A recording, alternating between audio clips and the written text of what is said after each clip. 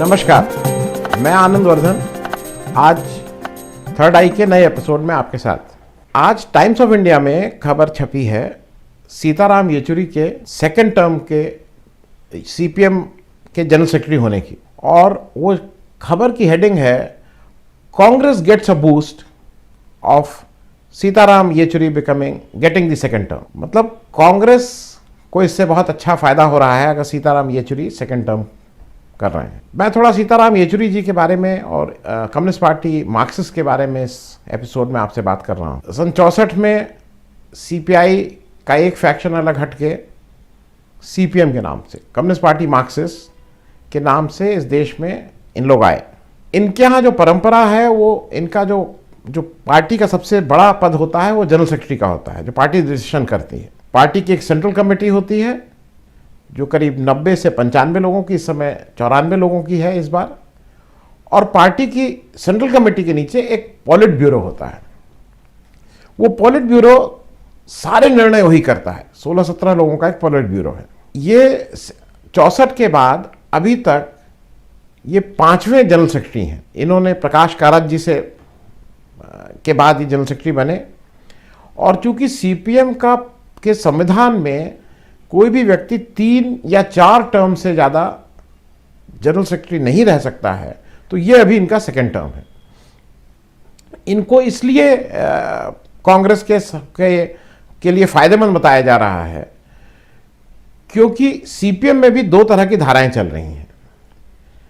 एक धारा है जो जिसके बारे में लोगों का ये ख्याल है कि वो बीजेपी की तरफ थोड़ी सी अलाइंड है। वो प्रकाश कारात और इन लोगों के उसको हेड करते हैं। और दूसरी धारा है जो सीताराम येचुरी की है, और सीताराम येचुरी की धारा को इसलिए भी कहा जाता है क्योंकि वो कोलिएशन पॉलिटिक्स की बात करते हैं। इसकी बात शुरू की थी सीपीएम में हरकिशन सिंह सुरजीत ने, और उसी परंपरा को आगे सीताराम येचुरी बढ़ाते हैं। सीताराम येचुरी के बारे में 1-2 बातें बहुत आप सब लोगों को जानने लायक हैं।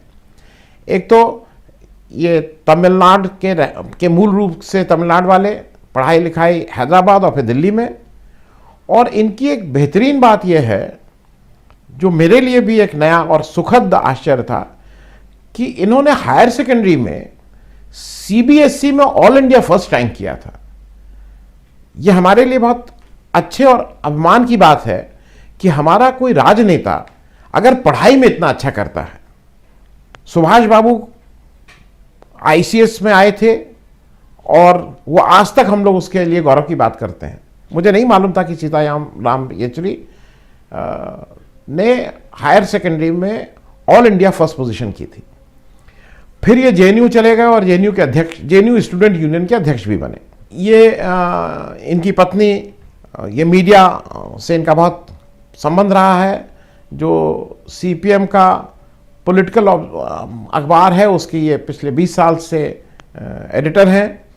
इनकी पत्नी भी सीमा चिश्ती जी रेजिडेंट एडिटर हैं इंडियन एक्सप्रेस की नई दिल्ली में।